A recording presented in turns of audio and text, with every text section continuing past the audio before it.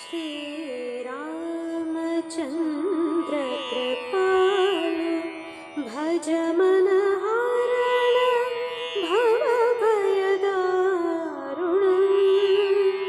हरण भवभयदारुणं श्रीराम नवकञ्ज लोचन कञ्ज मुखकरकञ्ज पदकञ्जारुणं हरण भवभयदारुणं श्रीराम कन्दर्प अगणितामिदाच्छवि नवनीलनीरदसुन्दरं पटपीत मानवतडितरुचि शुचिनौमि जनकसुतावरं हरण भवभयदारुणं श्रीराम भजो दीन बन्धु दिनेश दानवदैत्यवंशनिकन्दनं रघुनन्द आनन्द कन्द कौशल चन्द्र दशरथनन्दनं हरण भवभयदारुणं श्रीराम सिरमुकुट कुण्डल तिलक चारुदार अंग विभूषणं आजान भुज शर चापधर संग्राम जितकर दूषणं हरण भवभयदारुणं श्रीराम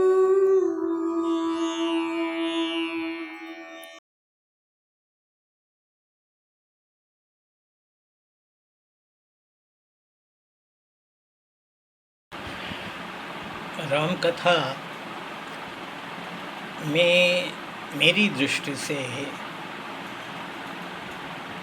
जो सबसे महत्वपूर्ण मोड़ है वो है राम का वनगमन।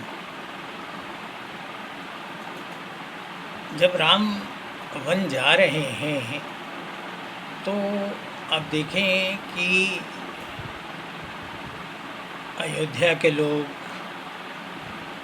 घर परिवार के लोग, नौकर चाकर, मित्र बंधु, माता पिता, सब के सब उनको मना रहे हैं कि राम वन न जाएं।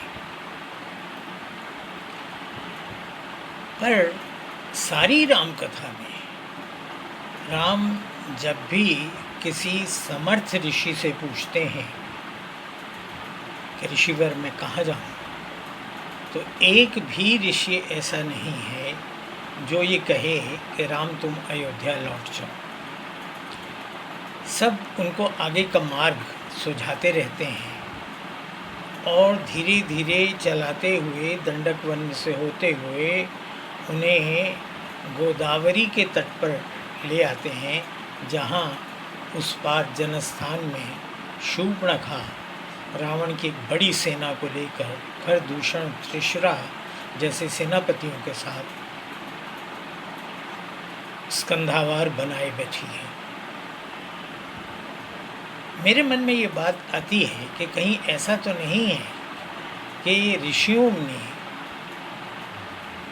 विश्वामित्र सबसे पहले राम को लेकर के गए ताड़काओं को मारने के लिए, और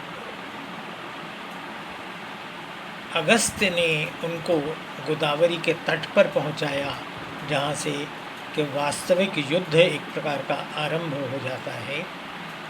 शरभंग के आश्रम में जाकर के भी उनको जो संदेश मिला वो आगे बढ़ने का था, पीछे जाने का नहीं था। तो मुझे लगता है कि कहीं ऐसा तो नहीं है कि इन सारे ऋषियों ने मिलकर के कोई योजना बनाई हो ताकि राम वन में जाएं और जो वहाँ के दुर्बल, असहाय, दलित, दमित, कमज़ोर लोग हैं और जो कष्ट में हैं उनको उससे मुक्त करने के लिए इन राक्षसों को मारने के लिए राम का वन में रहना बहुत आवश्यक है। यदि कोई राजा सेना ले जाकर के उनको मार सकता तो दशरथ या जनक भी ये कर सकते थे, कोई और भी कर सकता था, लेकिन ऐसा लगता है संभव नहीं था। आवश्यक था कि राम जाते और जैसे वो गए और जितने दलित, दमित जो जातियां हैं, जो समाज हैं, वनों में रहने वाले, जो पर्वतों की खोहों में रहने वाले, पेड़ों के कोटरों में रहने वाले और हर तरह से जो असहाय लोग हैं, उन्हीं की सेना बना करके राम उस समय के सबसे बड़े साम्राज्य से, सोने की लंका से जाकर टकराए। इसको कहा जाए अगर पुराने मुहावरे में कि मिट्टी में से सेना खड़ी करने का जो सामर्थ्य है, जो दक्षता है, वो राम में थी। और राम ने इसीलिए अयोध्या से सेना नहीं मांगी, ये नहीं कहा कि मैं कष्ट में हूँ सेना भेजो, उन्होंने वहीं सेना खड़ी की। उसके लिए आवश्यक था कि राम वन में जाते। यदि अयोध्या में बैठ कर के वो सोचते या कोई राजा ये सोचता कि अपनी राजधानी में बैठा हुआ अपनी सेना के बल पर वो रावण को पराजित करे। रावण को पराजित करना महत्वपूर्ण है, लेकिन उससे ज़्यादा महत्वपूर्ण है इन सारी जनजातियों को उनके पाँव पर आत्मनिर्भर बना के खड़ा कर देना। और उसके लिए उनमें मैं कहूँगा रामत्व की स्थापना करना।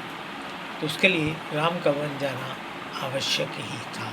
इसलिए राम स्वयं भी जाने को आतुर रहे। अब देखिए कहाँ कहाँ गए, जहाँ जहाँ, यानी ये इस कथा का राष्ट्रीय दृष्टिकोण है कि जनक और दशरथ के साम्राज्यों के बीच में या राज्यों के बीच में ताड़का घुस आई है और जो छोटे मलद और करुष राष्ट्र या राज्य थे उनको समाप्त कर दिया है। वहाँ वन उगाए हैं और उनके राज्य परिवार को खा लिया या बेच दिया या दास बनाया, जो कुछ भी किया, लेकिन उनको समाप्त कर दिया।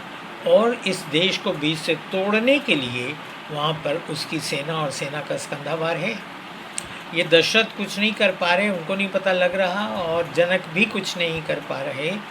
इसलिए विश्वामित्र ने राम को दिखाया कि देखो ये है राक्षसी आतंक, और जो उनका मूल है, जो जड़ है, वो लंका में बैठा रावण वहाँ से अपनी सेनाएं ऊपर भेज रहा है और वे जनक और दशरथ के राज्य के बीच में आ गए हैं। वहाँ से देश या ये राष्ट्र दो टुकड़ों में टूट सकता है। राम उसका प्रबंध वहीं का वहीं कर देते हैं। शरभंग के आश्रम में जाते हैं तो वहाँ भी देखते हैं कि ऋषियों का हड्डियों का ढेर लगा हुआ है, और तुलसी की पंक्ति जो है कि निश्चरहीन करौं मही भुज उठाई प्रण की। भुजा उठा करके ये प्रण किया कि निशाचरों से ये आश्रम ही नहीं, ये वन ही नहीं, ये देश ही नहीं, पूरी पृथ्वी को खाली कर दूंगा निशाचरों से। ये भी वही था कि जहाँ ये बार बार प्रश्न उठता है कि राक्षस ऋषियों को ही क्यों खा रहे थे। मुझे लगता है कि ये जो दो वर्ग आमने सामने हैं, एक और वो राक्षस है। राक्षस कोई अलग से प्रजाति नहीं है जिसके दांत बड़े हों, जिसके सींग हों, जिसके नाखून हों, इस तरह की कोई बात मेरे मन में नहीं आती। ये मानसिकता है। जिसके पास शक्ति है और वो दुर्बल का खून पीता है वो राक्षस है। जिसके पास शक्ति है और वो दुर्बलों को की सहायता करता है, जो उनको क्षत से त्राण देता है, वो क्षत्रिय है। इसलिए ऋषि जो कि उन दबे झुके दमित दलित पीड़ित लोगों को पढ़ा लिखा के समझा के उनके भीतर आत्मविश्वास जगा के उनको कहिए कि अपनी सम्मान की रक्षा करना, अपने जीवन की रक्षा करना और अपना विकास करने का मार्ग दिखा रहा था, उन ऋषियों को, वो उस समय के बुद्धिजीवी थे, उनको मारना और खा जाना राक्षस का काम था। इसलिए वो मार मार के हड्डियों के ढेर लगा रहे थे। तीसरा, गोदावरी के तट पर जिस तरह से देश को गोदावरी का उत्तर और गोदावरी के दक्षिण में बांटा जा रहा था, राम को अगस्त्य ने वहाँ भेजा। अब देखिए, अगस्त्य वो ऋषि है जिन्होंने विंध्याचल को ऊपर उठने से रोका। विंध्याचल भारत के विंध्य के ऊपर और विंध्य के दक्षिण के भागों को दो अलग हिस्सों में बांट रहा था। उन दोनों के बीच में दीवार बन रहा था। अगस्त्य ने कहा कि जब तक मैं लौट के न आऊँ तब तक तुम इससे ऊपर मत उठना। वे दक्षिण चले गए और वहाँ से कभी लौट के उत्तर की ओर नहीं आए। यानी वो जो दो टुकड़े हो रहे थे, जो खंड हो रहे थे, उनको उन्होंने वहीं रोक दिया। और अब राम को भेजा है कि ये जो राक्षसी आतंक है, जो देश को टुकड़े टुकड़े करने के चक्कर में है, जाओ उनसे लड़ो, उनका एक प्रकार से कहो कि उनके घर में घुस के उनका वध किया जाए, उनसे प्रतिशोध लिया जाए, उनको निशक्त किया जाए, उनको समाप्त किया जाए, ताकि ये देश, ये राष्ट्र अपने आप में एक शांति और सुख का जीवन जी सके। इसीलिए मैं ये कहता हूँ कि राजा तो राज्य के, अपने राज्य की चिंता करता है, लेकिन ऋषि सारे राष्ट्र की चिंता करता है। तो अगर हम राम कथा को थोड़े से सूक्ष्म दृष्टि से देखें तो उसमें ऋषियों का जो सारा एक प्रकार का संगठन है, एक प्रकार का प्रबंध है, जिसमें वो राम का उपयोग कर रहे हैं और राम को इस बात के लिए तैयार कर रहे हैं कि देश के शत्रुओं को, मानवता के शत्रुओं को राम समाप्त करें। इसको और देखा जाएगा तो आपको और बहुत सारी इस तरह की, मैंने तो संक्षेप में केवल मोटी मोटी दो चार बातें बता दी हैं, लेकिन ये आगे भी बहुत कुछ उसमें है। धन्यवाद, नमस्कार।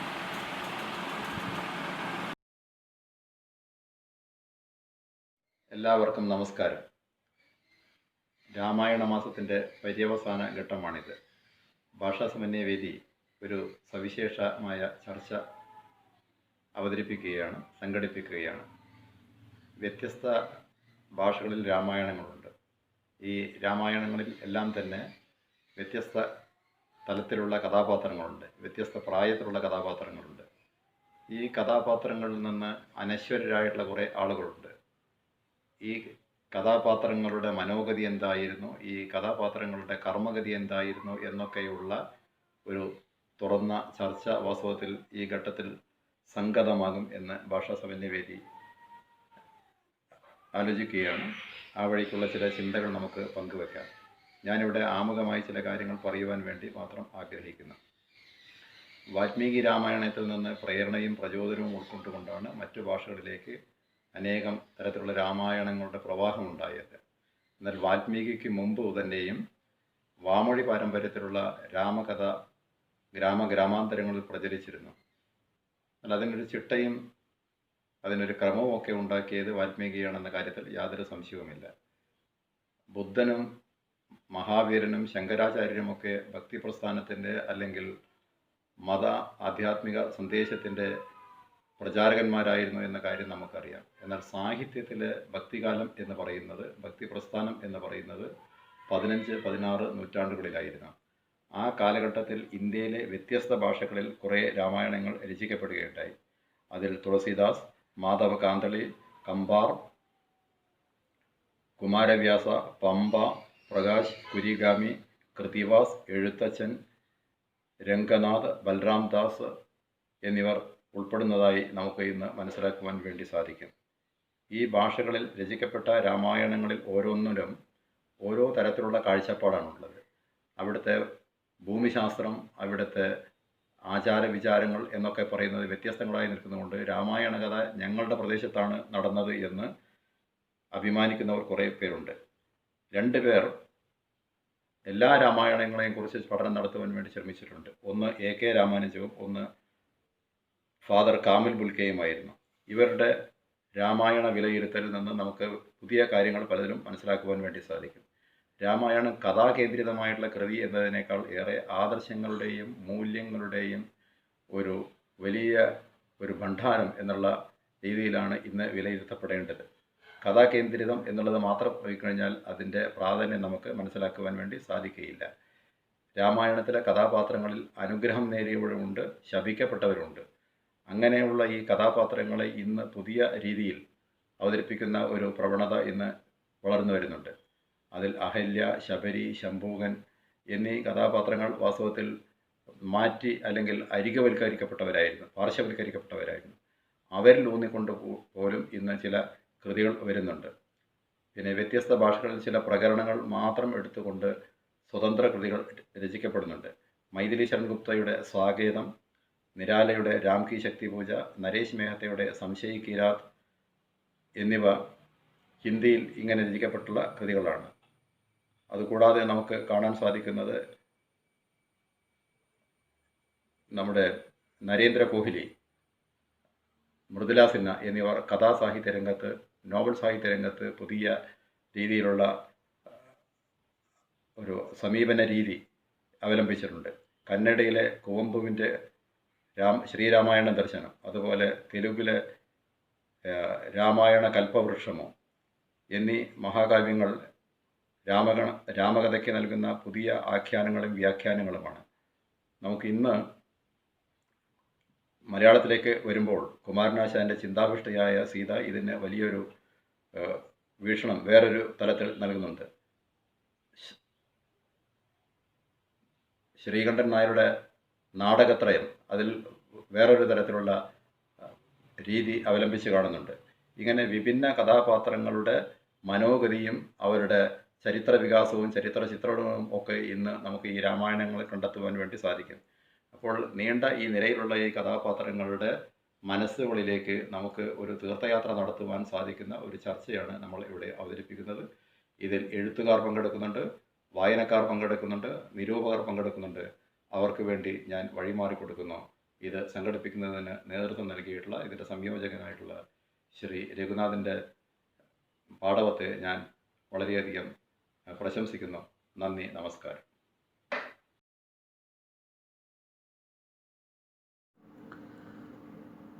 ഭാഷാ സമന്വയവേദി രാമായണ മാസത്തോടനുബന്ധിച്ച് നടത്തുന്ന ഈ പരിപാടിയിൽ രാമായണത്തിലെ അനശ്വര കഥാപാത്രങ്ങളെക്കുറിച്ച് സംസാരിക്കുന്ന ആ ഒരു ഗ്രൂപ്പിൽ ഞാൻ സന്ദർഭവശാൽ യാദൃച്ഛികമായി രാമനെക്കുറിച്ച് സംസാരിക്കാൻ ഉള്ള ഉത്തരവാദിത്തമാണ് ഏറ്റെടുത്തിരിക്കുന്നത്. രാമായണത്തിലെ രാമനെ വാസ്തവത്തിൽ കേരള സമൂഹം എന്ന് തന്നെയല്ല, ഒരു പരിധിവരെ ഭാരത സമൂഹം ഒന്നാകെയും ഒരു ഭക്തിയുടെ വീക്ഷണത്തിലൂടെയാണ് കണ്ടിട്ടുള്ളത്. മര്യാദാ പുരുഷോത്തമനായ രാമനോട് പ്രാർത്ഥിക്കുകയും രാമൻ്റെ അനുഗ്രഹത്തിനായി പ്രാർത്ഥിക്കുകയും ഒക്കെ ചെയ്യുന്ന ഒരു ഈശ്വരാവതാരം എന്നുള്ള നിലയിൽ രാമനെ കാണുന്ന ഒരു സമൂഹമാണ് ഭാരതത്തിൽ ഇന്നുള്ളത്. രാമൻ വാസ്തവത്തിൽ തൻ്റെ പ്രവൃത്തികൾ കൊണ്ട് ജനസമൂഹത്തിന് ഈശ്വര തുല്യമായി മാറുകയായിരുന്നു എന്നതാണ് വാസ്തവം. എന്നാൽ അതെങ്ങനെയാണ് സംഭവിക്കുന്നത്? താടകാവനത്തിൽ വിശ്വാമിത്രൻ നടത്തിക്കൊണ്ടിരുന്ന യാഗത്തിന് വിഘ്നം വരുത്തുവാൻ വേണ്ടി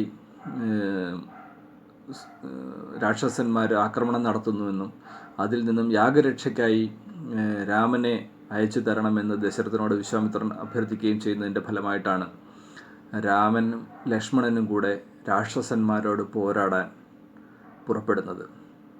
അതാണ് രാമൻ്റെ വാസ്തവത്തിൽ രാമൻ്റെ ഒരു പോരാട്ടത്തിൻ്റെ തുടക്കം നമ്മൾ കാണുന്നത് ഈ രാക്ഷസന്മാരോട് പോരാടുന്നതിന് വേണ്ടിയിട്ടാണ്. അന്നത്തെ ആ ജനസമൂഹത്തെ അല്ലെങ്കിൽ ആ ഒരു താടകാവനത്തിലെ പ്രദേശത്തുള്ള ജനങ്ങളെ രാക്ഷസന്മാരുടെ ആക്രമണം സഹിക്കവയ്യാതെ ഇരിക്കുന്ന സന്ദർഭത്തിലാണ് വിശ്വാമിത്രൻ അവിടെ യാഗം നടത്തുന്നത്.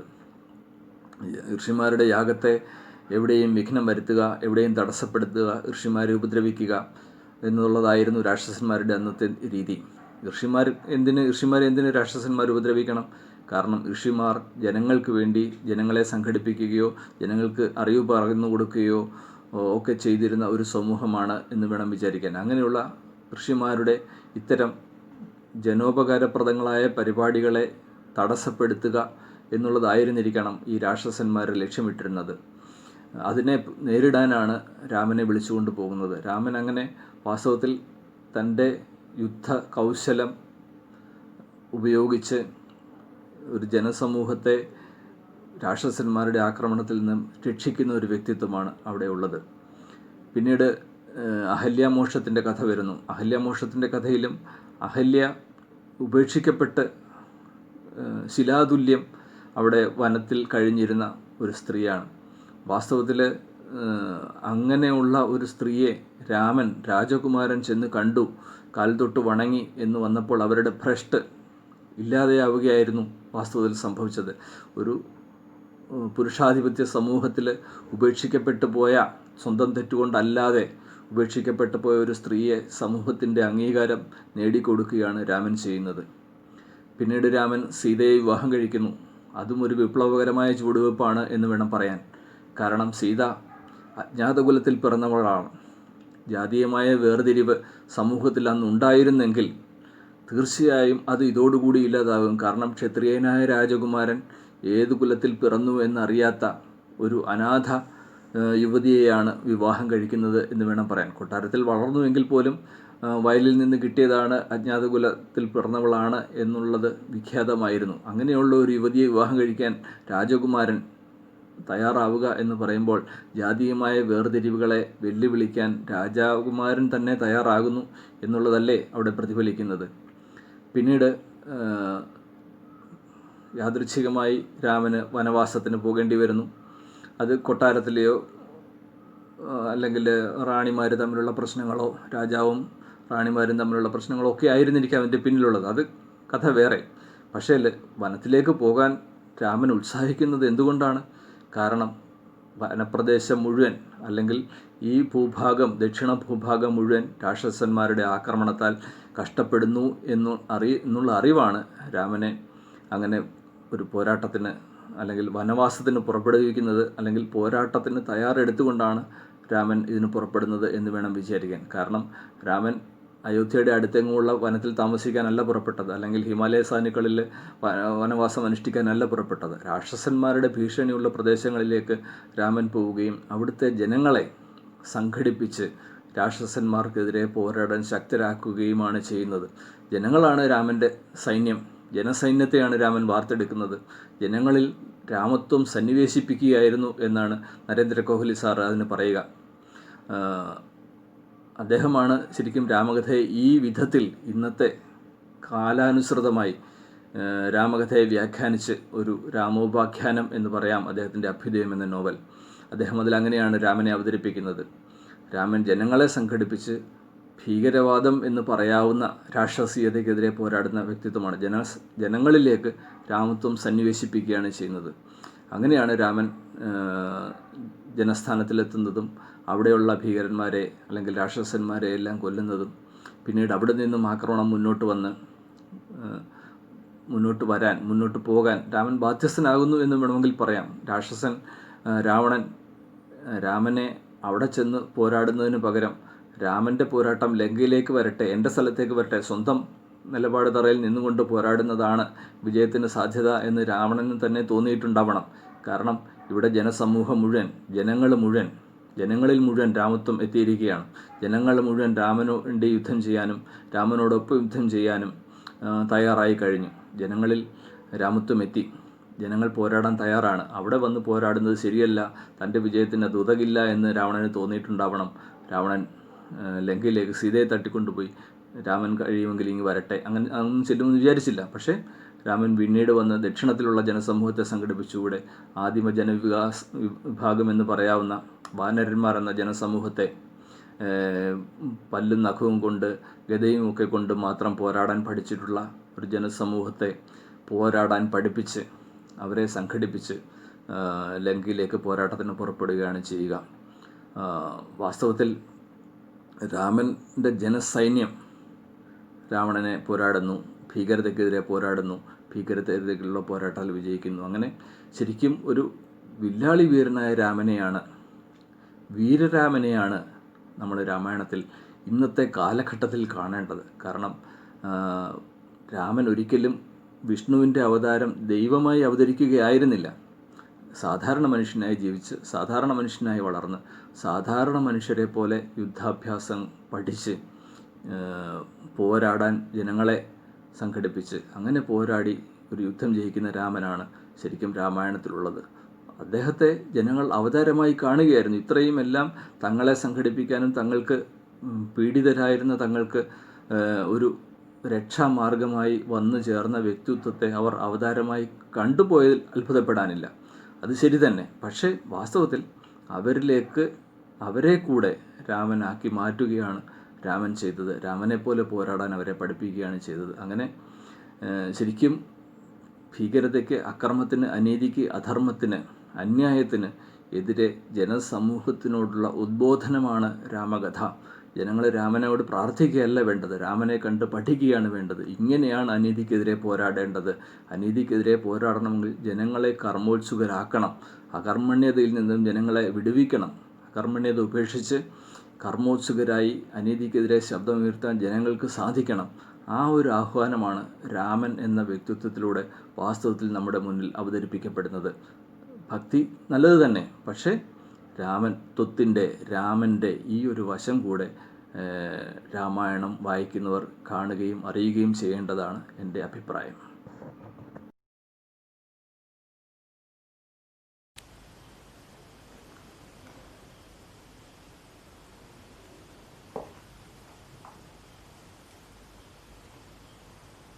ലക്ഷ്മണോപദേശം.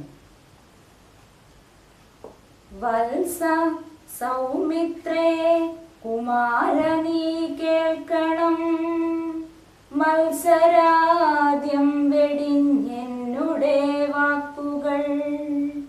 നിന്നുടെ തത്വമറിഞ്ഞിരിക്കുന്നതു മുന്നമേ ഞാനടോ, നിന്നുള്ളിലെപ്പോഴും എന്നെ കുറിച്ചുള്ള വാത്സല്യപൂരവും നിന്നോളമില്ല മറ്റാർക്കുമെന്നുള്ളതും.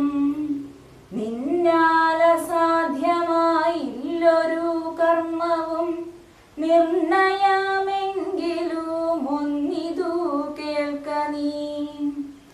ദൃശ്യമായുള്ളൊരു രാജ്യദേഹാദിയും വിശ്വവും നിശേഷധാന്യധനാദിയും സത്യമെന്നാകിലേ തൽപ്രയാസം തവ യുക്തമതല്ലാകിലെന്തതിനാൽ ഫലം. ഭോഗങ്ങളെല്ലാം ക്ഷണപ്രഭാചഞ്ചലം വേഗേന നഷ്ടമായുസ്സുമോർക്ക നീ. വഹ്നിസന്തപ്തലോഹസ്താംബുബിന്ദുനാ സന്നിഭം മർത്യജന്മം ക്ഷണാഭംഗുരം. ചക്ഷുശ്രവണകളസ്തമാം ദർദുരം ഭക്ഷണത്തിനപേക്ഷിക്കുന്നതുപോലെ കാലാഹിന പരിഗ്രസ്തമാം ലോകവോ മാലോലചേതസാ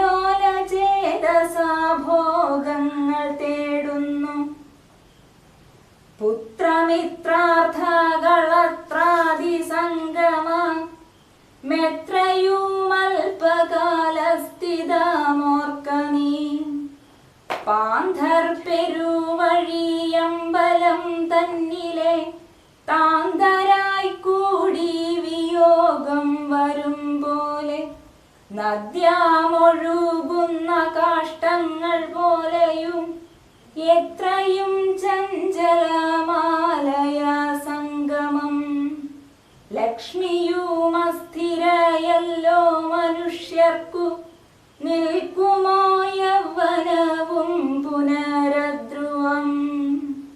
സ്വപ്നസമാനം കളത്ര സുഖം നൃണാം മൽപമായുസ്സും നിരൂപിക്ക ലക്ഷ്മണ.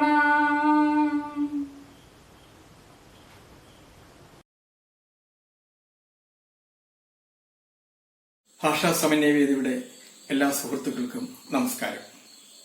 ഇന്ന് നമ്മൾ ചർച്ച ചെയ്യുന്നത് രാമായണത്തിലെ അനശ്വരരായ കഥാപാത്രങ്ങളെക്കുറിച്ചാണ്.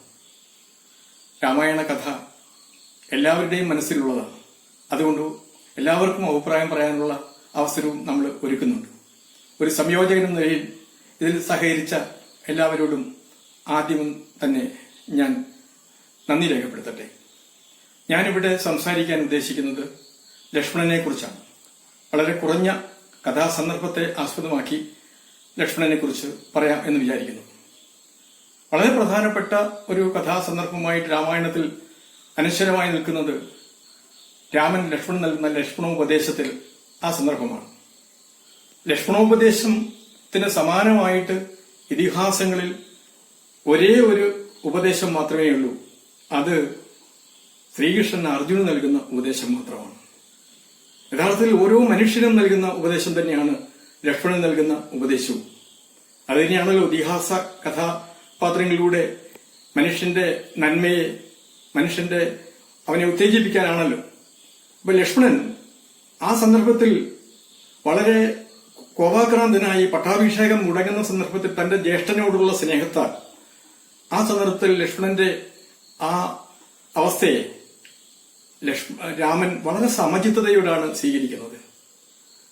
യഥാർത്ഥത്തിൽ സാഹോദര്യ സ്നേഹത്തിന് രാമായണത്തിന് പോലെ പകരം വയ്ക്കാൻ ദശരഥപുത്രന്മാരെ പോലെ സാഹോദര്യ സ്നേഹം ദൃഢമാക്കിയിട്ടുള്ള ഒരു കഥാപാത്ര സൃഷ്ടിയും ഇതിഹാസങ്ങളിൽ മറ്റൊരു കഥാസന്ദർഭങ്ങളിലും നാം അറിയുന്നില്ല. അതിൽ വിശേഷിച്ച് ലക്ഷ്മണനും രാമനും തമ്മിലുള്ള ഹൃദയബന്ധം. അതുകൊണ്ടാണല്ലോ അച്ഛനെ ബന്ധിയാക്കിയിട്ടായാലും ഈ ദുഷ്ടന്മാരെ അതിന് സഹായിക്കി നിൽക്കുന്നവരെ മുഴുവൻ കൊന്നൊടുക്കിയിട്ടായാലും ഞാൻ എന്റെ ജ്യേഷ്ഠനെ രാജാവാക്കും എന്ന് പറയുന്നത്. അപ്പോൾ വളരെ സമചിത്തതയോടാണ് രാമൻ അതിനെ നേരിടുന്നത്. ആദ്യം തന്നെ 2-3 സംബോധന, വത്സ, സൗമിത്രേ, കുമാര, ഈ വാക്കുകൾ കേട്ടാൽ തന്നെ ഒരു ഹൃദയത്തെ അമൃതമായിട്ട് ലക്ഷ്മണന്റെ ഹൃദയത്തിലേക്ക് വീണ അമൃതമായിട്ടാണ്. അവന്റെ ആ ക്രോധത്തെ ഇല്ലാതാക്കാൻ ആ വാക്കുകൾക്ക് പോലും, തുടക്കമുള്ള വാക്കുകൾക്ക് പോലും ശക്തിയുണ്ട്. നിന്നെ അറിഞ്ഞിരിക്കുന്നത് ഞാൻ എന്നോളം മറ്റാരുമില്ല എന്ന് പറയുമ്പോൾ എല്ലാം അറിഞ്ഞിരിക്കുന്ന ഒരാൾ പറയുന്നത് ഞാൻ പറയുന്നത് കേൾക്കണം എന്ന് പറഞ്ഞാൽ ലക്ഷ്മണന് കേൾക്കാതിരിക്കാൻ കഴിയില്ല. അങ്ങനെയാണ് ആദ്യത്തെ അങ്ങനെയുള്ള ആ സൗഹൃദമാണ് നമ്മൾ ആ രംഗത്ത് കാണുന്നത്. പിന്നീട് നമ്മൾ കാണുന്നത് ലക്ഷ്മണൻ കാട്ടിലേക്ക് പോകുന്ന സമയത്ത് കാട്ടിലെത്തിയിട്ട് സീത ലക്ഷ്മണനോട് പരുഷമായി പറയുന്ന ആ സന്ദർഭം. സീതാ അപഹരണ വേളയ്ക്ക് മുമ്പ് മാരീചനെത്തുന്ന സന്ദർഭത്തിൽ രാമൻ ഈ മാനിന്റെ പിന്നാലെ പോകുമ്പോൾ ശ്രീരാമൻ മാനിനെ വധിക്കുന്നു. പക്ഷെ മാരീചൻ തന്റെ ദൗത്യം നിറവേറ്റുന്നു. ലക്ഷ്മണ, സീതയെ എന്ന് നിലവിളിച്ചുകൊണ്ടാണ് ഈ മാരീചൻ അവിടെ മരിക്കുന്നത്. അത് രാമന്റെ ശബ്ദത്തിൽ. അത് കേട്ടപ്പോഴേക്ക് സീതയ്ക്കുടെ ഹൃദയം വല്ലാതെ അസ്വസ്ഥമാവുകയാണ്. തന്റെ പ്രാണനാഥൻ എന്തോ അപകടം പിണഞ്ഞിരിക്കുന്നു. ലക്ഷ്മണനോട് വേഗം പറയും, നീ വേഗം ചെല്ലൂ, എത്രയും വേഗത്തിൽ ചെല്ലൂ. അപ്പോൾ ലക്ഷ്മണൻ വളരെ പുഞ്ചിരി തൂക്കിക്കൊണ്ട് എന്റെ ജ്യേഷ്ഠൻ ഒന്നും സംഭവിക്കില്ല, ഇത് കപടമായിട്ടുള്ളതാണ് എന്ന് പലവട്ടം പറയുന്നു. പക്ഷേ സീതയ്ക്ക് അത് വിശ്വസിക്കാൻ കഴിയുന്നില്ല.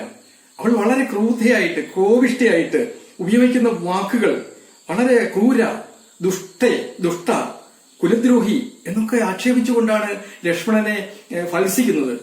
ആ ഫത്സനമേറ്റിട്ട് നിവൃത്തിയില്ലാതെ അവസാനം ലക്ഷ്മണന് പോകേണ്ടി വരുന്നു. ആ സന്ദർഭത്തിൽ ലക്ഷ്മണൻ പറയുന്നു, ഞാൻ ജ്യേഷ്ഠന്റെ വാക്കുകൾ അനുസരിക്കുകയാണ് വേണ്ടിയിരുന്നത്. വനദേവതമാരെ, ഈ ഭവതിയെ സംരക്ഷിക്കണമേ, ഇവൾക്ക് സ്വസ്തി ഭവിക്കണമേ എന്ന് പറഞ്ഞുകൊണ്ട് പ്രാർത്ഥിച്ചുകൊണ്ട് മനസ്സോടെയാണ് പോകുന്നത്. അവിടെ സംഭവിക്കേണ്ടത് ആ സന്ദർഭത്തിൽ സംഭവിച്ചു കഴിഞ്ഞു. പിന്നെ മറ്റൊരു സന്ദർഭത്തിൽ ആ സുഗ്രീവൻ രാമന്റെ സീതയുടെ അതായത് സീത അപഹരണത്തിന് ശേഷം സംഭവിക്കുന്ന രാമന്റെ അവസ്ഥ, രാമൻ ആകെ ചിത്തപ്രഭം ബാധിച്ചവനായി തീർന്നിരിക്കുന്നു. ഒരു കൊച്ചുകുട്ടിയെ പോലെയായി തീർന്നിരിക്കുന്നു. ആ സന്ദർഭത്തിലാണ് ലക്ഷ്മണൻ വളരെ ഒരു പരിണിതപ്രജ്ഞനായ ഒരു രാഷ്ട്രതന്ത്രജ്ഞനെ പോലെ ഇടപെടുന്നത്. സീതയെ കണ്ടുപിടിക്കാൻ വേണ്ടിയിട്ട് രാമനേക്കാൾ മുന്നിൽ നിൽക്കുന്നത് ലക്ഷ്മണനാണ്. സുഗ്രീവ സഖ്യത്തിനും അത് മാത്രമല്ല, പിന്നീട് വിഭീഷണനുമായിട്ടുള്ള സഖ്യത്തിൽ പോലും മുന്നിൽ നിൽക്കുന്നത് ലക്ഷ്മണനാണ്. അപ്പോൾ ലക്ഷ്മണൻ എന്ന കഥാപാത്രം, രാമന്റെ ഹൃദയത്തെ അറിഞ്ഞ കഥാപാത്രം, ഒരു രാഷ്ട്രതന്ത്രജ്ഞനെ പോലെ, രാജാവിന് മന്ത്രി എന്നതുപോലെയാണ് രാമന്റെ കൂടെ ഉള്ളത്. ആ സന്ദർഭത്തെയൊക്കെ അതിജീവിച്ചിട്ടാണ് അവര് കൊട്ടാരത്തിലേക്ക്, അയോധ്യയിലേക്ക് മടങ്ങിയെത്തുന്നത്, എല്ലാവരെയും നിഗ്രഹിച്ച് എത്തുന്നത്. എത്തുന്ന സമയത്തുണ്ടാകുന്ന ലക്ഷ്മണന്റെ ഒരു മഹത്വത്തെക്കുറിച്ച് കൂടി സൂചിപ്പിക്കേണ്ടതുണ്ട്. പട്ടാഭിഷേകം നടത്തുമ്പോൾ ശ്രീരാമന് യാതൊരു സംശയവുമില്ല, ലക്ഷ്മണനാണ് യുവരാജാവാകേണ്ട ആൾ. അതിന് നിർബന്ധിക്കുകയും ചെയ്യുന്നുണ്ട്. പക്ഷേ ആ സമയത്താണ് ലക്ഷ്മണൻ യുവരാജ പദവി സ്വീകരിക്കാൻ വിസമ്മതം കാട്ടുന്നത്.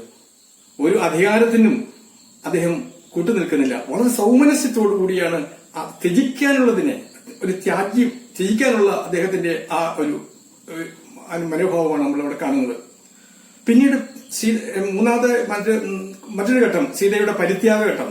സീതയെ ഉപേക്ഷിക്കേണ്ടി വരുന്ന രാമന്, ഉപേക്ഷിക്കേണ്ടി വരുന്ന അപവാദ പ്രചരണങ്ങൾക്കുള്ളിൽ രാമന്റെ ഹൃദയം വല്ലാതെ വേദനിക്കുകയാണ്. ഈ അപവാദം, ഒരു രാജാവ് എപ്പോഴും അപവാദത്തിന് അതീതനായിരിക്കണം. അപവാദങ്ങൾ കേട്ടുകൾ മാറി നിൽക്കണം. അത് സൗമ്യമായി ശരിയായി കഴിഞ്ഞാൽ വീണ്ടും അധികാരത്തിൽ വരാം. ഇന്നത്തെ കാലത്തെ പോലെ അല്ല. ഒരു ചെറിയ അപവാദം, എവിടുന്നോ കേട്ടത് അപവാദമാണ്, അത് വളരെ നിഷ്പ്രമാകും. പക്ഷേ രാമൻ ആ അപവാദത്തെ ഭയന്നിട്ട് സഹോദരന്മാരോടെല്ലാം പറയുകയാണ്, നിങ്ങളെല്ലാവരും എന്നോട് എനിക്ക് ഒരു അത്യാവശ്യ കാര്യം പറയാനുണ്ട്, നിങ്ങൾ എല്ലാവരും എത്തിച്ചേരുക. എല്ലാവരോടും എത്തിച്ചേർന്നപ്പോൾ പറയുന്നത്, ഞാൻ ഈ പറയാൻ വരുന്ന വാക്കിൽ നിന്ന് എന്നെ വ്യതിചലിപ്പിക്കാൻ ഒരാളും ശ്രമിക്കരുത്. വളരെ താക്കീതോടുകൂടി പറയുന്നത്. അങ്ങനെ എന്നെ അതിൽ നിന്ന് പിന്തിരിപ്പിക്കാൻ ശ്രമിച്ചു കഴിഞ്ഞാൽ നിങ്ങളോട് എനിക്ക് യാതൊരു മമത ഉണ്ടായിരിക്കില്ല എന്ന് വെട്ടി തുറന്ന് പറഞ്ഞുകൊണ്ടാണ് സീതയെ ഉപേക്ഷിക്കാൻ ലക്ഷ്മണനെ തന്നെ കാട്ടിലേക്ക്, സുമന്ത്രന്റെ തേരിലേക്ക്, ഗംഗയുടെ തീരത്തേക്ക്, തമസാ നദിയുടെ തീരത്ത്, അവൾ നേരത്തെ പറഞ്ഞിരുന്നു അവിടെ നിന്ന് പോകണമെന്ന് രാമനോട്, അവിടേക്ക് കൊണ്ടുപോകുന്നത്. സീതയ്ക്ക് മനസ്സിലായി എങ്കിലും പൂർണ്ണമായി മനസ്സിലായില്ലെങ്കിൽ എന്തോ കുഴപ്പം സംഭവിച്ചിരിക്കുന്നു, ഒരുമിച്ച് അവിടേക്ക് പോകണമെന്നാണ് ശ്രീരാമനോട് പറഞ്ഞിരുന്നത്. ലക്ഷ്മണനാണ് അക്കരയ്ക്ക് കൂട്ടിക്കൊണ്ടുപോകാൻ വരുന്നത്. അപ്പോൾ സീത ചോദിച്ചപ്പോൾ പറഞ്ഞു, ലക്ഷ്മണൻ സത്യം പറയാതിരിക്കാൻ കഴിയില്ല, ദേവിയോട് സത്യം പറഞ്ഞു. സത്യം പറഞ്ഞപ്പോഴേക്ക് സീത വളരെ വേദനയോടുകൂടി പറയുകയാണ്, ഈ കുലത്തെ ഉദ്ദേശിച്ച്, രാമന്റെ കുലത്തെ ഉദ്ദേശിച്ച് മാത്രമാണ് ഞാൻ ഗംഗയിലേക്ക് എടുത്തു ചാടി എന്റെ ജീവനെ ത്യജിക്കാതിരിക്കുന്നത്. എനക്ക്, അല്ലയോ അനുജ, നീ ജ്യേഷ്ഠന്റെ പിന്നിൽ എപ്പോഴും ഒരു കാവൽക്കാരനായി ഉണ്ടാകണം എന്ന് അപേക്ഷിച്ചുകൊണ്ടാണ് തിരിച്ചു വരുന്ന വേദനയോടുകൂടി ലക്ഷ്മണൻ തിരിച്ചു മടങ്ങി വരുന്ന ഒരു സന്ദർഭവും നമുക്ക് കാണാൻ കഴിയുന്നതാണ്. മറ്റൊരു സന്ദർഭം ഏറ്റവും അവസാന ഘട്ടത്തിലുള്ളതാണ്. ലക്ഷ്മണന്റെ ഒരു പ്രത്യേക അസന്നിഗ്ധമായ ചില സന്ദർഭം. മുനിയുടെ രൂപത്തിലെത്തുന്ന കാലൻ രാമനുമായിട്ട് സഖ്യമുണ്ടാക്കുകയാണ്. അത് ഉത്തരാഖണ്ഡത്തിലാണ്. ആ കാലൻ സഖ്യമുണ്ടാക്കുന്നത് എന്താണ്? ആരാണോ ഈ രാമനും ഈ സന്യാസി വേഷത്തിൽ എത്തിയിരിക്കുന്ന കാലൻ സംസാരിക്കുന്ന സമയത്ത് ആരാണോ അവിടേക്ക് കടന്നു വരുന്നത് അയാളെ അനുവാദം നിഗ്രഹിക്കണം, അല്ലെങ്കിൽ ഉപേക്ഷിക്കണം എന്ന് പറഞ്ഞുകൊണ്ടാണ് ലക്ഷ്മണനെ കാവൽ നിർത്തുന്നത്. ലക്ഷ്മണനും അറിയാം മുനി ഇങ്ങനെ ഇവർ തമ്മിലുള്ള ഒരു എഗ്രിമെന്റ്, ഒരു പ്രതിജ്ഞയുണ്ട് എന്ന്. പക്ഷേ അവരുടെ രഹസ്യ സംഭാഷണം നടന്നുകൊണ്ടിരിക്കുന്ന വേളയിൽ അവിടേക്ക് വരുന്നത് ദുർവാസ മഹർഷിയാണ്. മഹർഷി വന്നു. അപ്പോഴേക്ക് അനുനയിപ്പിക്കാൻ വേണ്ടി ലക്ഷ്മണൻ പലവട്ടം ശ്രമിച്ചു. പക്ഷേ പരാജയപ്പെട്ട സന്ദർഭത്തിൽ ദുർവാസ മഹർഷി പറയുന്നു, എനിക്ക് എന്റെ കോപത്തെ, എന്റെ കോപാഗ്നിയെ അടക്കി നിർത്താൻ കഴിയില്ല, ലക്ഷ്മണ എത്രയും പെട്ടെന്ന് എന്നെ കടത്തിവിടൂ എന്ന്. അല്ലെങ്കിൽ കടത്തിവിട്ടില്ലെങ്കിൽ രാമനെയും ഭരതനെയും എല്ലാവരെയും ഞാൻ ശപിച്ചുകളെ, ഈ പുരത്തെയും നിങ്ങളുടെ കുലത്തെയും നിങ്ങളുടെ സന്തതികളെയും ഞാൻ ശപിക്കുമെന്ന് പറഞ്ഞപ്പോൾ ഒരുപക്ഷെ അവിടെ ആ സന്യാസിയുമായിട്ട് രാമൻ ഉണ്ടാക്കിയ കരാർ, പ്രതിജ്ഞ, ആ പ്രതിജ്ഞ എന്ന് പറയുന്നത് കയറി വരുന്നയാൾ കൊല്ലണമെന്നാണ്. താൻ മരിച്ചാൽ വേണ്ടില്ല, ഈ കുലം നിൽക്കണം എന്ന് ആഗ്രഹിക്കുന്ന ലക്ഷ്മണനാണ് അകത്തേക്ക് കയറിയിട്ട് കാര്യം പറയുന്നത്. അപ്പോഴേക്ക് ദൗത്യം നിറവേറിക്കഴിഞ്ഞു, കാലന്റെ ദൗത്യം നിറവേറിക്കഴിഞ്ഞു. അയാൾ പോയ സമയത്ത് ജ്യേഷ്ഠനോട് പറയുന്നു, ജ്യേഷ്ഠ അങ്ങ് സത്യം നിറവേറ്റു, പ്രതിജ്ഞ നിറവേറ്റു, എന്നെ കൊല്ലൂ. രാമന് ലക്ഷ്മണനെ കൊല്ലാനാവില്ല. അയാൾ വളരെ ദുഃഖിതനായിട്ട് ലക്ഷ്മണനെ ഉപേക്ഷിക്കുകയാണ്. ലക്ഷ്മണനെ ഉപേക്ഷിച്ച രാമന് ജീവിതമില്ല. രാമൻ സരയൂ നദിയിലേക്ക് പോവുകയാണ്.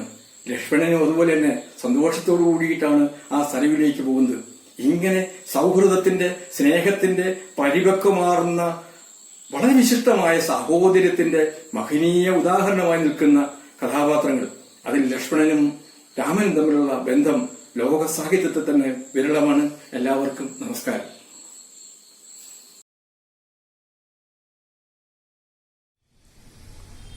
അനശ്വരയായ സീത. നമ്മുടെ വേദങ്ങളും വേദാംഗങ്ങളും ഇതിഹാസങ്ങളും പുരാണങ്ങളും എല്ലാം മനുഷ്യകുല നവീകരണക്ഷമം തന്നെ. ലോകത്തെ നന്മയിലേക്ക് നയിക്കുന്നതിനും സത്യം, ധർമ്മം, ദയ, ദാക്ഷിണ്യം, സ്നേഹം, സാഹോദര്യം തുടങ്ങിയ സദ്ഗുണ സംവർദ്ധനത്തിനുമാണ്. കാമക്രോധ ലോഭ മോഹമത മാത്സര്യാദികളുടെ ഉന്മൂലനത്തിനാണ്. ഇരുട്ടകറ്റി അന്തരംഗങ്ങളിൽ പ്രകാശം പ്രസരിപ്പിക്കാനാണ്. ആസുരഭാവങ്ങൾ ഇല്ലാതാക്കി ഈശ്വരീയ ഭാവത്തിലേക്ക് ഉയർത്തുന്നതിനാണ്. രാമായണത്തിലെ 24,000 ശ്ലോകങ്ങളിലൂടെ സീതാരാമന്മാരും ലക്ഷ്മണാദികളും രാവണ മണ്ഡോദരിമാരും വസിഷ്ഠാദി മഹർഷീശ്വരന്മാരും നമ്മെ എങ്ങനെ ജീവിക്കണം, എങ്ങനെ ജീവിക്കരുത് എന്ന് അനുഭവങ്ങളിലൂടെ ഇന്നും എന്നും പഠിപ്പിച്ചുകൊണ്ടേയിരിക്കുന്നു.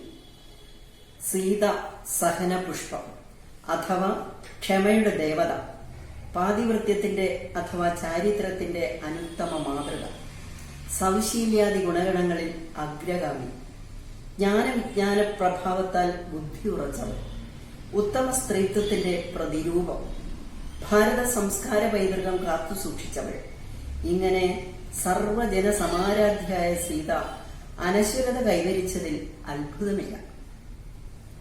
കുഞ്ഞുനാളിൽ നാം പഠിച്ച പാഠഭാഗം ഇന്നും മനസ്സിൽ കളിയാടുന്നു. ജീവിതത്തിൽ പ്രായോഗികമാക്കാൻ പ്രേരണയും നൽകിയോ? ശ്രീരാമന്റെ വനവാസത്തിനുള്ള ഒരുക്കങ്ങൾ നടക്കുന്നു. പലരും സീതാദേവിയെ വിലക്കുന്നു. ഹേ ദേവി, കല്ലുണ്ട് മുള്ളുണ്ട് കാട്ടിൽ, പൈതാഹ ശാന്തിക്കു ഭയങ്ങളില്ല എന്നിങ്ങനെ. അതിന് സീതയുടെ സുചിന്തിതവും സുധീരവുമായ മറുപടി കേൾക്കൂ. എൻ ആര്യപുത്രൻ വനത്തിനു പോയാൽ പിന്നെ പുരീവാസം എന്തിനു വേണ്ടി. സീതയുടെ ഭാര്യാധർമ്മ വിചാരപരമായ ആ വാഗ്ധോരണി അത്യന്തം ഹൃദ്യ മധുര മനോജ്ഞവും ധീരോജ്വലവും മാതൃകാപരവുമായി അനുഭവപ്പെട്ടു. ആ ഭർത്തൃസ്നേഹത്തിന്റെ ശക്തി, ആ സഹനപുഷ്പത്തിന്റെ ത്യാഗമഹിമ ആരെയും അഭിമാന പുളകിത ഗാത്രരാക്കും. 14 വർഷം നീണ്ടു നിൽക്കുന്ന ആ ഭീകര വനവാസം പോലും പ്രാണനാഥനോടൊപ്പമെങ്കിൽ സഹ്യവേദനമാവുമെന്ന അവളുടെ ആ ശുഭപ്രതീക്ഷ ആരിലും ആത്മഹർഷമുളവാക്കും. സുഖദുഃഖങ്ങൾ ഒരുമിച്ച് അനുഭവിക്കുക എന്നതാണല്ലോ യഥാർത്ഥ ഭാര്യാഭർത്തൃധർമ്മം. അവരെയാണല്ലോ ബുദ്ധി ഉറച്ചവരെന്ന് പറയുന്നത്. ഗുരുവായ വസിഷ്ഠ മഹർഷിയുടെ ഉപദേശത്തെ പോലും നിരസിച്ചവളാണ് വിശുദ്ധ ചരിത സീത. തനിക്ക് ശരിയെന്ന് തോന്നിയ വനവാസാനുഷ്ഠാനത്തിൽ ഭർത്തൃമതിയായ അവൾ ഉറച്ചു നിന്നുകൊണ്ട് ഭാര്യാധർമ്മം ഗുരു സമക്ഷവും ആര്യപുത്ര സമക്ഷവും സമർത്ഥിച്ചു. ആ സാധ്വിയുടെ മുൻപിൽ, ആ വാണീ വൈഭവത്തിന് മുൻപിൽ മൗനം ഭജിക്കാനേ വിജ്ഞന്മാർക്ക് പോലും കഴിഞ്ഞുള്ളൂ. വനവാസകാലത്ത് അവൾ അനുഭവിച്ച കഠിന കഷ്ടാനുഭവങ്ങൾ അനുസരണക്കേടിന്റെ ഫലമെന്ന് വ്യാഖ്യാനിക്കുന്നവരും ഇല്ലാതില്ല. വിമർശനത്തിന് മുൻപിൽ ഭാര്യാധർമ്മം മികച്ചു തന്നെ നിൽക്കുന്നു. വനത്തിൽ വെച്ച് മാരീചന്റെ പരീക്ഷണം നടന്ന സമയം ലക്ഷ്മണരേഖ വരച്ച് രാമാന്തികത്തിലേക്ക് ലക്ഷ്മണൻ യാത്രയായി. ലക്ഷ്മണരേഖ ലംഘിച്ച് അനർത്ഥം അവൾ സ്വയം ഏറ്റുവാങ്ങി. സീതാപഹരണം നടന്നു. ഇവിടെ ആദ്യമായി പുരുഷൻ വരച്ച വര ലംഘിച്ച പെണ്ണെന്ന് പറഞ്ഞ് ഫെമിനിസത്തിന്റെ വക്താവാക്കുന്നവരുണ്ട്.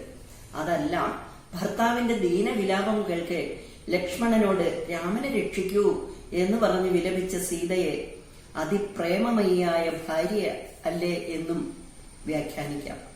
പ്രാണപ്രിയന്റെ ദീനവിലാപത്തിൽ ദുഃഖിക്കാത്തവരായി ആരാണുള്ളത്?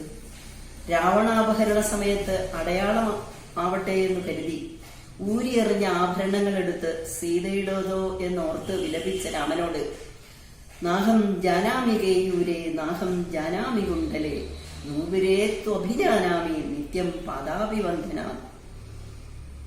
നൂപുരം ജ്യേഷ്ഠത്തി അമ്മയുടേത് തന്നെയെന്നും എന്നും പാദപൂജ ചെയ്യുന്നത് കൊണ്ട് ഞാനത് അറിയുന്നു എന്നും പറയുന്ന ലക്ഷ്മണൻ ഭാരതത്തിന്റെ ഉത്തമ പുത്രൻ തന്നെ.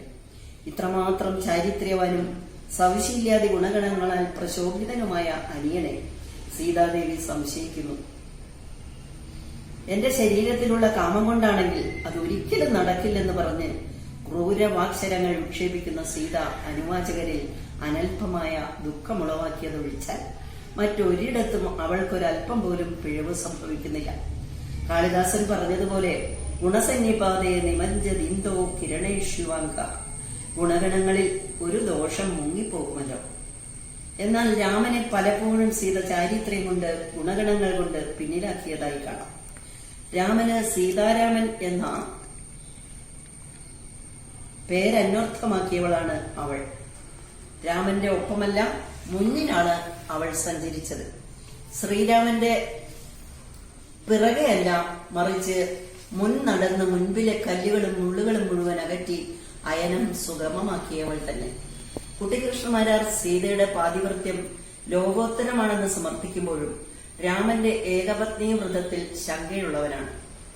അഗ്നിശുദ്ധി വരുത്തി പരമാദരണീയായി നിലകൊണ്ട വിശുദ്ധ ചരിതയെ ഗർഭിണിയായിരുന്നിട്ടും രാമൻ ഉപേക്ഷിക്കുന്നു. ആ അവിവേകം സഹിക്കവയ്യാതെ കാളിദാസൻ സീതയെ കൊണ്ടിങ്ങനെ പറയിപ്പിക്കുന്നു: ശ്രുതസ്യ കിം തത് സദൃശം കുലസ്യ. ആ രാജാവിനോട് ഞാൻ ഇപ്രകാരം പറഞ്ഞതായിട്ട് അറിയിക്കുക: കൺമുൻപിൽ വെച്ച് അഗ്നിശുദ്ധി വരുത്തിയിട്ടും പതിവ്രതയായ എന്നെ ആളുകളുടെ പറച്ചിൽ കേട്ട് കൈവിടിഞ്ഞല്ലോ. അത് അങ്ങയുടെ പഠിപ്പിന് ചേർന്നതോ കുലത്തിന് ചേർന്നതോ? ഇന്നും എത്ര ധീരോദാത്തമായ ചോദ്യം! നിരപരാധികളായ അനേകം അമ്മമാരുടെ കണ്ഠങ്ങളിൽ നിന്നും അനവരതം പ്രവഹിച്ചു കൊണ്ടിരിക്കുന്നില്ലേ ഈ ചോദ്യം?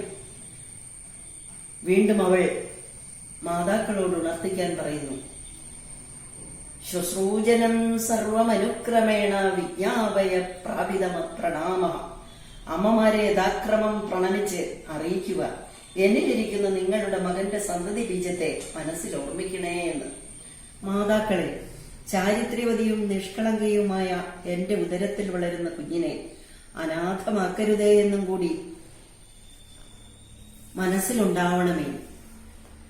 ചതിക്കുന്ന പുരുഷന്മാരോടും അവരുടെ മാതാക്കളോടും ഓരോ പെണ്ണും ഇന്നും ഹൃദയം പൊട്ടി വിലപിക്കുന്നില്ലേ? ഒത്തിരി പരിദേവനങ്ങൾക്കു ശേഷം അവൾ, ആ ക്ഷമാദേവത, ആ സാധ്വി ഇങ്ങനെ സമാശ്വസിക്കുന്നു: ഈ ദുർവിധികളെല്ലാം എന്റെ മുൻ ജന്മ ദുഷ്കൃതങ്ങളുടെ ഫലമാവാം എന്ന്. സജ്ജനങ്ങൾക്ക് ആപത്ഘട്ടത്തിൽ അവരുടെ സദ്ഗുണങ്ങൾ തുണയായി വരുമെന്നാണല്ലോ. രാവണനെ ജയിക്കാൻ തുണയായതും ആ ചാരിത്ര ശുദ്ധി തന്നെ. ഹനുമാൻ ലങ്കയിൽ കണ്ട സീതയെ നോക്കൂ. താം ദേവീം ദീനവദനാം രക്ഷിതാം സ്വേനശീലേന. സ്വന്തം സൗശീല്യാദി പാതിവൃത്യ ഗുണങ്ങളാൽ പ്രശോഭിതയായ അവൾ, ആ സുന്ദരവദന, അധീനയായി കാണപ്പെട്ടു. പലവിധമാദികളുടെ നടുവിലും രക്ഷ കൈവരിച്ച അവളെ അരക്ഷിതം തിഷ്ഠതി ദൈവരക്ഷിതം, ദൈവകരങ്ങളാൽ രക്ഷിക്കപ്പെട്ടവളെന്നും സ്വഗുണ സംരക്ഷിത എന്നും വിളിക്കാം. ആരുമില്ലാത്തവർക്ക് ദൈവം തുണയായിരിക്കുന്നു. എത്ര മഹനീയമാണ് ഈ വർണ്ണന! സർവം സഖയായ അവളെ നമുക്ക് ധരിത്രിയോട് ഉപമിക്കാം. ക്ഷമയാ ധരിത്രി. ഒരു ഘട്ടത്തിൽ അവൾ പറയുന്നുണ്ടല്ലോ: അഹം തുന അനുശോചാണ്. പലവിധ പരീക്ഷണങ്ങളും അതിജീവിച്ചവളും ക്ഷമയുടെ ദേവതയുമായ അവൾ, ഞാനിനി ദുഃഖിക്കുന്നില്ല, എനിക്ക് ദുഃഖമില്ല എന്നും, നഹി വൈരേണ വൈരാണി ശമ്യന്തീക കഥാചന. ക്രോധം കൊണ്ട് ക്രോധത്തെ ശമിപ്പിക്കാനാവില്ല. അക്രോധം കൊണ്ട് അഥവാ ക്ഷമ കൊണ്ട് മാത്രമേ രോഷത്തെ ശമിപ്പിക്കാനാവൂ. ഈ സനാതനധർമ്മം ഞാൻ മുറുകെ പിടിക്കുന്നു. ഭഗവത്ഗീതയിലും ഇതുതന്നെ നമുക്ക് ഉപദേശിച്ചു തരുന്നു. ബുദ്ധിനാശാ പ്രണശ്യതി എന്ന വാക്യത്തിലൂടെ ഇവിടെ സ്മരിക്കാവുന്നതാണ്. ശുദ്ധയും ഭക്തയും സർവം സഖിയുമായ സീതയെപ്പോലെയാവുന്നത് ഒരു സ്ത്രീയുടെ ജന്മസാഫല്യമത്രേ. ഇത് ഭാരതീയ സംസ്കാരം. സഹനത്തിലൂടെയും ത്യാഗത്തിലൂടെയുമുള്ള ധീരതയ്ക്ക് മാറ്റുകൂടും. ഇത് അപൂർവം മനസ്സിനുകൾക്ക് മാത്രം സാധ്യതപ്രായമത്രേ. അതുകൊണ്ട് തന്നെ സീത എപ്പോഴും ശ്രീരാമനേക്കാൾ ഒരു പണത്തൂക്കം മുന്നിൽ തന്നെ. ശ്രീരാമന്റെ മുൻഗാമിയും ഭർത്താവിന്റെ അസാന്നിധ്യത്തിലും മനസ്ഥൈര്യം കൈമുതലാക്കി തന്റെ മക്കളുടെ സൗശീല്യാദി സംവർദ്ധനവും അതുവഴി മാതാവിലെ മനുഷ്യാണാം ദൈവദാനം ച ദൈവതം എന്ന വചനം അന്വർത്ഥമാക്കുകയും ചെയ്തു. ഈ സുചരിതയുടെ മാഹാത്മ്യം ഒന്നുകണ്ട് തന്നെയാണ് മഹാത്മജിക്ക് രാമായണവും രാമരാജ്യവും പിന്നെ വൈദേശിക ശക്തികളോട് എതിരിടാൻ സീതയുടെ നിസ്സഹകരണ പ്രസ്ഥാനവും എന്നും മാതൃകയാക്കാൻ കാരണമാണിത്. പഞ്ചമാതാക്കളിൽ ഒരാളായ മണ്ഡോദരി സ്വഭർത്താവായ രാവണനോട് സീതാപഹരണം അരുതെന്ന് പലപാട് ഉപദേശിക്കുന്നുണ്ട്. സീതാദേവിയുടെ ഈശ്വരീയ ഭാവവും പാതിവൃത്യ മഹിമയും തിരിച്ചറിഞ്ഞ മണ്ഡോദരിയുടെ വാക്കുകൾ അവഗണിച്ച രാവണന്റെ നാശം മണ്ഡോദരി ദിവ്യദൃഷ്ടി കൊണ്ട് കണ്ടിരിക്കാം. രാവണൻ സർവലക്ഷണ സമ്പൂർണ്ണൻ തന്നെയെന്ന് ഹനുമാൻ വർണ്ണിച്ചു തരുന്നു. അഹോ രൂപമഹോധൈര്യം, അഹോ രാക്ഷസ രാജാവിൻ സർവലക്ഷണ പൂർത്തിയും. എന്നിട്ടും ഈ ലക്ഷണയുക്തനെ തൃണം പോലെ വലിച്ചെറിയാനും ദൃഷ്ടിദോഷം പോലും ഭയന്ന് ദൃഷ്ടി പിൻവലിക്കാനും ആ പതിവ്രതയ്ക്ക് സാധിച്ചു. സീതയുടെ ആത്മപ്രഭാവ പ്രകാശത്തിന്റെ അഥവാ ചാരിത്രത്തിന്റെ ബഹിസ്ഫുരണം ശ്രദ്ധിക്കൂ. ഗാത്രസ്പർശം വശക്കേടാലല്ലോ പറ്റി മമ പ്രിയ പ്രഭു, അതെന്റെ ഇച്ഛയാലല്ല, കുറ്റം ദൈവത്തിനാണതിൽ. എനിക്ക് അധീനമെൻ ചിത്തം ഇതോ നിൽപ്പു ഭവാങ്കലി, മെയിൻ പരാധീനതയിൽ എന്തു ചെയ്യും അശക്ത ഞാൻ എന്ന് കരയുന്ന സീതാതിനു മുൻപിൽ രാമന്റെ വാക്കുകൾ എത്ര കഠോരമാണ്. ചാരിത്ര സംശയം പ്രാപിച്ചൻ മുന്നിൽ അവരുന്ന നീ, നേത്രരോഗിക്ക് ദീപം പോലെ എനിക്ക് അഹിതയേറ്റവും എന്ന രാമവാക്യം സീത രാമന് മുമ്പേ നടന്ന് ആ മഹാന് വഴികാട്ടിയവൾ തന്നെ എന്ന് ഉറപ്പിച്ച് പറയാൻ കഴിയും. മേൽച്ചൊന്ന കാരണങ്ങളാൽ തന്നെയല്ലേ കാവ്യം രാമായണം കൃഷ്ണം സീതായാ ചരിതം മഹത് എന്ന മഹോക്തി രൂപം കൊണ്ടത്. आदरणीय गुरुजनों, देवियों, सज्जनों, रामायण के कथा पात्रों पर आधारित इस संगोष्ठी में भाग लेने का अवसर मिला है, शुक्रगुजार हूँ। रामायण की कथा भारत में ही नहीं विश्व में कई देशों में प्रचलित है। राम कथा, इन कथाओं में राम की जो मूल कथा है वो सभी समान है, जैसे कि राम का जन्म, विवाह, कैकेयी का वर मांगना, राम को जंगल जाना पड़ना और सीता का अपहरण, बाली युद्ध, लंका दहन, सीता को वापस जीत लेना और फिर राम का राज्याभिषेक। लेकिन जो छोटी मोटी कथाएं हैं इनमें अंतर्भेद मिलते हैं। ऐसी एक कथा शबरी की कथा है। शबरी की कथा रामायण के अरण्यकांड में आती है। तुलसीदास रामायण में या रामचरितमानस में तुलसीदास जी का लक्ष्य राम के गुणों का वर्णन करना, उनके भक्ति की महिमा को बखाना था। अतः उसमें शबरी की कथा संक्षिप्त रूप में ही मिलती है। इसके अंदर राम और श्री लक्ष्मण का मतंग मुनि के आश्रम में आना, शबरी का उनका आवभगत करना और स्वादिष्ट कंदमूल फल खिलाना, यहाँ तक सीमित है। यहाँ शबरी श्री राम से पूछती हैं कि ही विधि स्तुति करूँ तुम्हारी, अधम जाति में जड़मति भारी। तो भगवान कहते हैं, कहु रघुपति सुनि भामिनी बाता, मानव एक भक्ति कर नाता। इसका अर्थ है कि मेरा संबंध तो सिर्फ भक्ति से ही है। आगे वे नवधा भक्ति के बारे में कहते हैं, सत्संगों का महत्व, सरलता, कपट रहित व्यवहार, जगत भर में संभाव से देखना, किसी भी अवस्था में हर्ष या अवसाद का अतिरेक न होना, गुरु भक्ति आदि को समझाते हुए वे कहते हैं कि तुम में तो ये सभी मौजूद है, अतः जो गति योगियों को भी दुर्लभ है वह शबरी को सुलभ है। यह कहकर श्री राम आगे बढ़ जाते हैं और श्री राम के दर्शन को हृदय में धारण कर शबरी योगाग्नि से देह त्याग कर दुर्लभ हरिपद में लीन हो जाती हैं। भागवत में शबरी की कथा थोड़े विस्तार से कही जाती है। इसमें शबरी के चरित्र के गुणों को उजागर किया गया है और वो कथा कुछ ऐसी है कि शबरी एक शिकारी की बेटी थी और वो सुंदर न होने पर भी अंतर्मन से बहुत ही सुंदर थी। विवाह के पिछले दिन उसके पिताजी हजारों भेड़ बकरियों को ले आते हैं बलि देने के लिए, तो उनको बचाने के लिए वो घर छोड़कर भाग जाती है और जंगल पहुंच जाती है। वहां जाकर वो ऋषि मुनियों से आग्रह करती है कि वे उसे शिष्य बना ले, लेकिन सब यह कहकर उसको दुत्कार देते हैं कि वो अधम जाति की है, उसे ब्रह्म ज्ञान का अधिकार नहीं है और न ही उसकी योग्यता है। लेकिन मुनियों के ऐतराज और विरोध के बावजूद मतंग मुनि उनसे अपना शिष्य बना लेते हैं और अपने आश्रम में पनाह देते हैं।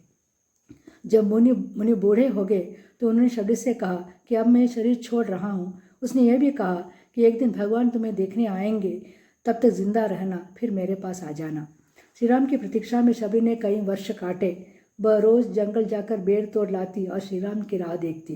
वह काफ़ी बूढ़ी हो गई थी। इसी बीच एक घटना घटी। आश्रम के पास पंपासन नामक एक सुंदर तालाब था। एक दिन बूढ़ी शबरी तालाब से पानी लेने घड़ा लेकर पहुंची। एक मुनि उसके किनारे बैठे जप कर रहे थे। उनको क्रोध आया कि नीच जाति पानी को अपवित्र कर देगी और उसने शबरी की ओर पत्थर फेंका। शबरी को चोट आई और पैरों से खून बहने लगा। वो उठने की कोशिश करने लगी तो एक बूंद खून तालाब में गिर पड़ा। तुरंत तालाब का पानी लाल हो गया। मुनियों को पानी पीने तक न रहा, तो बहुत सारे प्रयत्न करने पर भी पानी स्वच्छ न हो पाया। यज्ञ किए, गंगा यमुना से पानी लाकर उंडेला, मंत्रोच्चारण किए, लेकिन कुछ फ़ायदा नहीं उठा। तो यहाँ पे किसी मुनि ने कहा कि श्री राम जंगल पधारे हैं, शायद उनके स्पर्श से पानी पवित्र हो जाएगा। श्री राम लक्ष्मण सहित वहाँ पहुँचे और अपना हाथ मुंह धोया, कुल्लेल किया, लेकिन पानी लाल का लाल ही रहा। श्री राम जी ने कारण पूछा तो मुनियों ने सारी घटना बता दी। तो श्री राम ने कहा कि वो शबरी का खून नहीं था, वो तो मेरे हृदय का खून था। मैं उसे देखने यहाँ आया हूँ, उसे तुरंत बुलाया जाए। मुनियों ने सोचा कि शबरी के स्पर्श से श्री राम जी पवित्र हो जाएंगे, इसलिए उन्होंने शबरी को उनके श्री राम के नज़दीक जाने से रोका। तब वो गिर पड़ी और उसके पैरों से थोड़ी सी धूल तालाब में उछल गई। तत्क्षण तालाब का लाल जल स्वच्छ हो गया। यहाँ शबरी की भक्ति के सामने मुनियों को भी लज्जित होना पड़ा। फिर श्री राम और लक्ष्मण शबरी के आश्रम पधारते हैं। शबरी ने पत्तल की कोठरी में उन्हें बेर दिया और कहा कि ये मीठे बेर है, मैंने एक ही को चख के देखा है। लक्ष्मण को जूठे बेर खाने से झिझक हुई, लेकिन राम ने बड़े साहस से उसे खाया। श्री राम के प्रति सच्ची भक्ति एवं दृढ़ भक्ति का वर उसने मांगा। शबरी की कथा शबरी के चरित्र को उजागर करने के साथ साथ श्री राम के चरित्र पर भी चांद लगाते हैं। अधम जाति शबरी के साथ उनका सद्व्यवहार और एवं प्यार राजोचिति हैं, और यह कथा समभावना का संदेश भी। ईश्वर कोई कीमती बहुमूल्य भेंट की आशा नहीं रखते और न ही कठिन मंत्रोच्चार से ईश्वर की प्राप्ति हो सकती है। दिल का सच्चा होना एवं जीवजालों के प्रति दया, सहानुभूति, वाणी की मृदुता आदि ही ईश्वर को प्रिय है। जाति, धर्म, कुल, बल आदि कोई मायने नहीं रखते जब तक अंतर्मन खरा नहीं होता। अछूतों, दलितों, गरीबों पर अन्याय कर, अत्याचार कर, उनके उन्नयन के लिए प्रयत्न न कर, उन्हें समाज में दबाकर, उनमें हीनता की भावना को बढ़ाकर भगवान के गुणगान गाना, भेंट चढ़ाकर प्रीति पाने का आग्रह करना या जो भी करे वह भगवान को कदापि मंजूर नहीं होगा। शबरी राम मिलन का यह प्रसंग इसीलिए आज भी प्रासंगिक है। इतना कहकर मैं अपना लघु वक्तव्य समाप्त करती हूँ।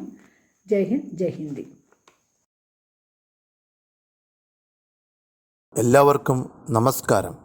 ഭാഷാ സമന്വയവേദിയുടെ ആഭിമുഖ്യത്തിൽ സംഘടിപ്പിച്ചിരിക്കുന്ന ഈ പ്രഭാഷണ പരിപാടിയിൽ രാമകഥയ്ക്ക് അന്താരാഷ്ട്രീയ മാനം നൽകിക്കൊണ്ട് ഹിന്ദി സാഹിത്യത്തിനും വിശ്വസാഹിത്യത്തിനും അതുല്യ സംഭാവനകൾ നൽകിയ ഫാദർ കാമിൽ ബുൽക്കെയാണ് ഞാൻ നിങ്ങൾക്ക് പരിചയപ്പെടുത്തുന്നത്.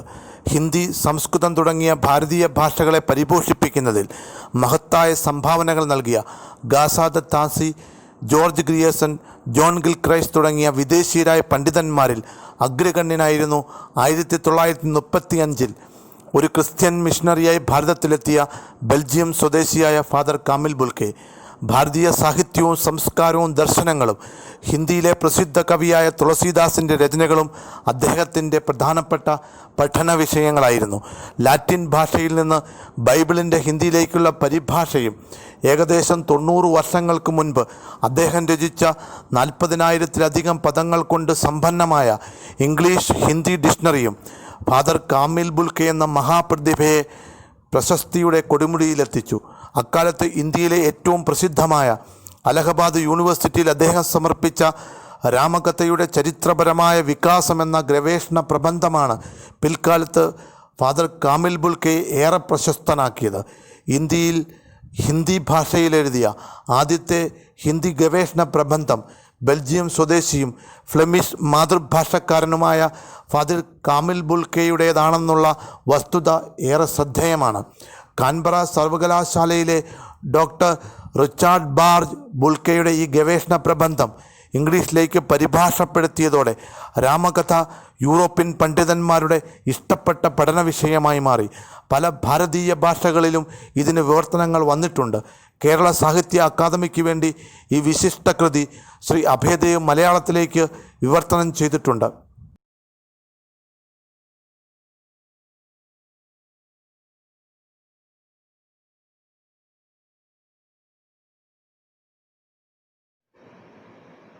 मैं प्रभुनाथ द्विवेदी वाराणसी से गोस्वामी तुलसीदास कृत रामचरितमानस के बालकांड के दोहा संख्या 190 से श्री राम जन्म प्रसंग की चौपाइयों, दोहों और छंदों का पाठ कर रहा हूँ।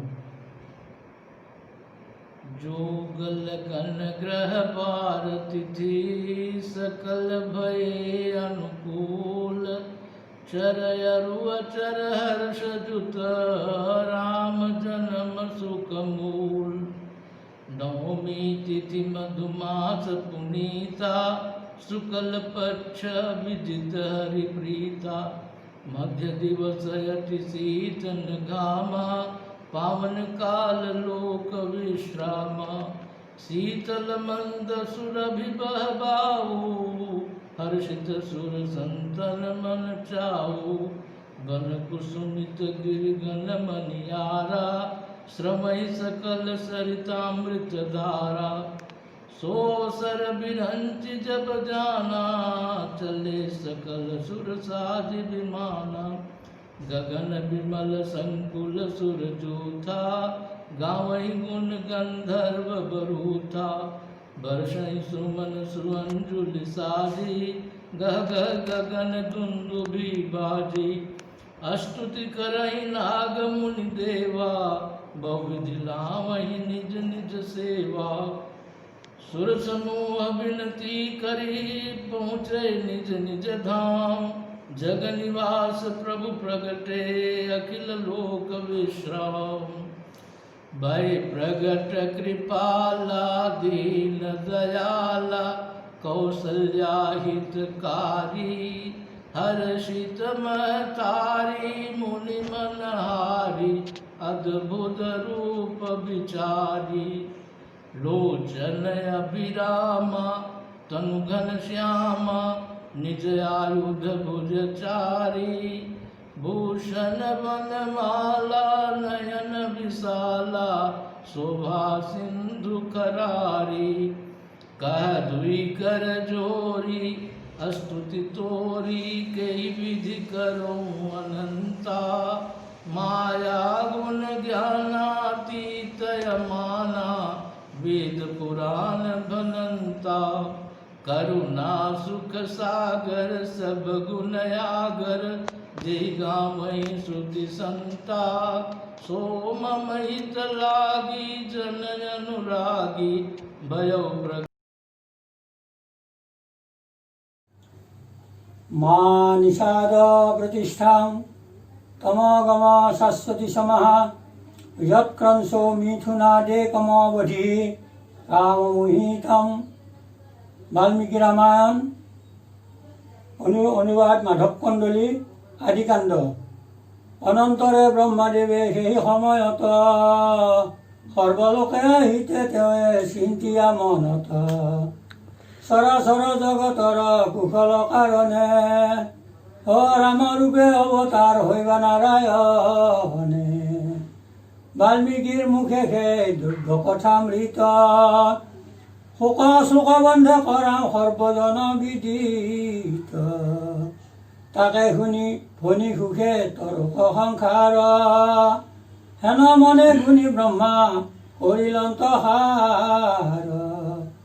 আচন্ত বাল্মীকি চিন্তি পূৰ্ব কথামৃত, নাৰদে সহিতে ব্ৰহ্মা মিলিলা তহিত।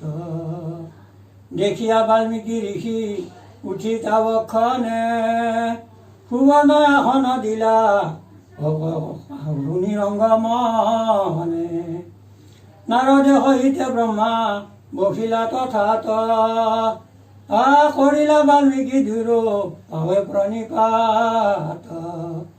পাদ্যবৰ্গ গন্ধে ধূপে পূজি মহাৰিষি, কৃতাঞ্জলি হৈয়া স্তুতি বুলিলা হৰিষি। সাম্ফলিলো জন্ম দুৰো দেখিলো চৰণ, কৰিও আজ্ঞা কিবা সাধু প্ৰয়োজন। বাল্মীকি বা কৰা বাল্মীকি ক ব্ৰহ্ম পাছে বুলিলা বচন। শুনা মহাৰিষি মোৰ যেন প্ৰয়োজন বুলিলা বচন যেন ক্ৰঞ্চক বধিতে সেই মতে ৰামায়ণ কৰায় কচিতে দশৰথ নৃপতি গৃহে অযোধ্যাত শ্ৰীৰাম স্বৰূপে হৰি জন্মিলা সাক্ষাৎ নাৰদৰ মুখে কথা শুনিয়া বাসকলে পাছে ৰামায়ণ কৰি বা কৌতূহলে যুগে যুগে তোমাৰ কবিতা প্ৰচাৰিব তাকে শুনি ভনি লোকে সংসাৰ তৰিব নাৰদক পাছে বুলি লন্ত পিতামহ ৰামৰ চৰিত্ৰ কিছু বাল্মীকিত ক এই বুলি ব্ৰহ্মা নিজ লোকে গৈলা চলি অ নাৰদত বাল্মীকি পুছিলা কৃতাঞ্জলি মাধৱ কন্দলী ৰামায়ণ।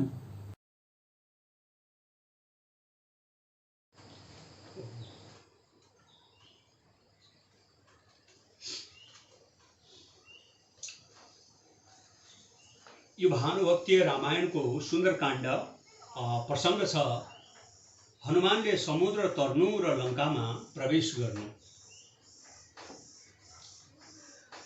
तर्छु छार समुद्र सहजै भन्याई राधा धरी श्रीराम का चरण बिन्द मनले अत्यन्त चिन्तन गरी